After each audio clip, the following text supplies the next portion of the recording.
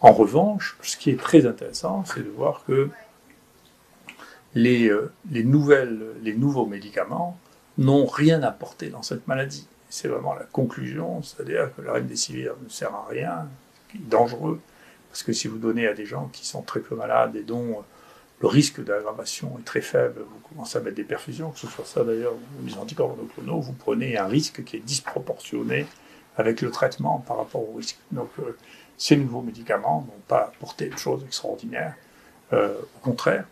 Mais il y a eu une guerre qui a été menée contre les anciens médicaments, qui est le témoin d'une évolution de la société qui est intéressante. Et que voulez-vous dire par là?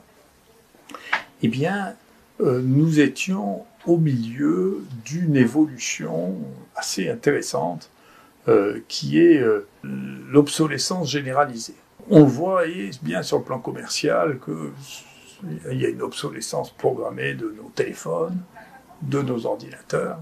Au bout d'un moment, on ne peut plus les utiliser parce que les programmes sont tellement complexes que les anciens modèles ne sont plus capables de les absorber, donc vous êtes obligé de les acheter.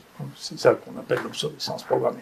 Et donc, on a voulu, et on veut encore appliquer, je suis très frappé de ça, l'idée de l'obsolescence des médicaments anciens, ce qui n'a pas de sens. Une molécule n'est jamais obsolète, elle est éternelle. Elle n'est jamais obsolète. Et au contraire, on a une situation qui est devenue complètement fantasque, c'est que les médicaments les mieux connus au monde, les moins toxiques du monde, ont été considérés comme étant des poisons dangereux. Alors c'était l'hydroxychloroquine avant.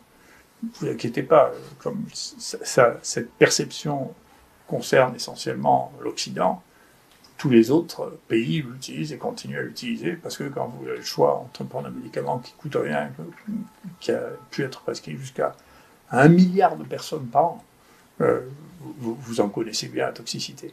Maintenant, la même décision, qui est aussi grotesque, vient d'être prise par l'Europe concernant l'ivermectine, un médicament qui est aussi prescrit des milliards de fois, et qui est en dose unique, en disant que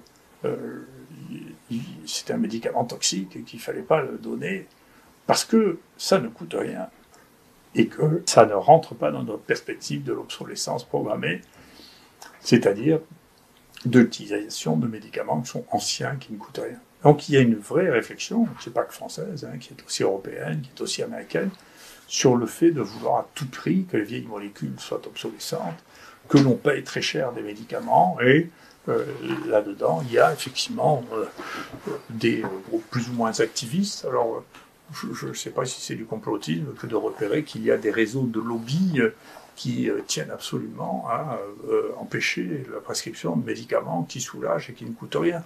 Y compris d'ailleurs l'homéopathie, parce que personnellement, si quelqu'un est soulagé avec l'homéopathie, moi ça ne me gêne pas, je m'en fiche complètement. Je ne vois pas pourquoi j'interdirais ni la vente, ni le remboursement de l'homéopathie.